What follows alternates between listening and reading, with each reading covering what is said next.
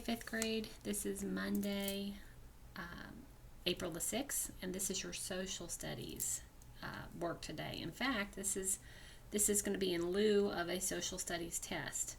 And what I would like you to do is to draw a timeline. And I have a very poorly drawn timeline because you know I'm not a good artist at all. But I tried to show you kind of the shape. I think that will work for it.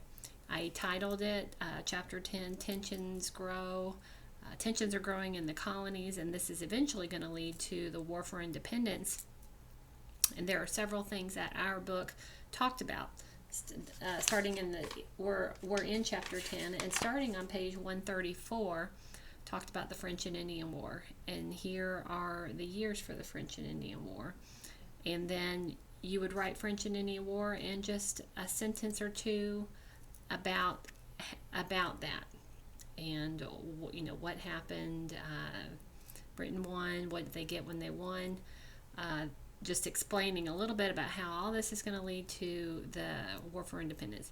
Next, 1763 was a proclamation of 1763. A couple sentences about that.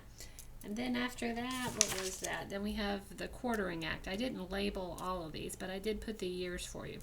You had the Quartering Act, you had the Stamp Act.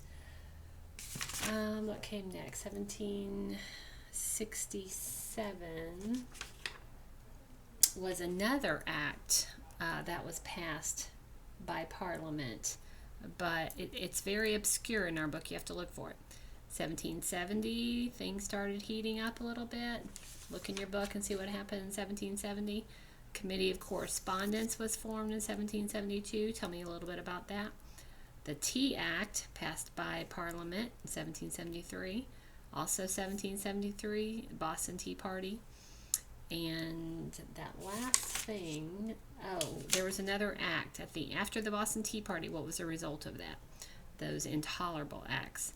So I'd like you to, this is you telling me kind of a summary really of the chapter and each thing as they happened and how they led up to the Revolutionary War. I'm looking for complete sentences, but it doesn't need to be long, 1 or 2 sentences, but just letting me know that you understand what those events were about.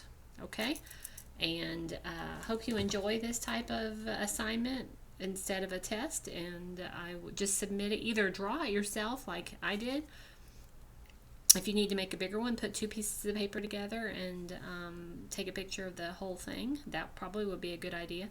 And then you can just put them side by side. You wouldn't have to put them one underneath another.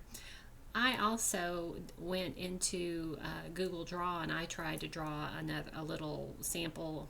I'll attach it and you can look at that, and if you want to do your own in the Google Draw, you can. Either way. So I'm just looking at you to get me a timeline. All right, guys, see ya.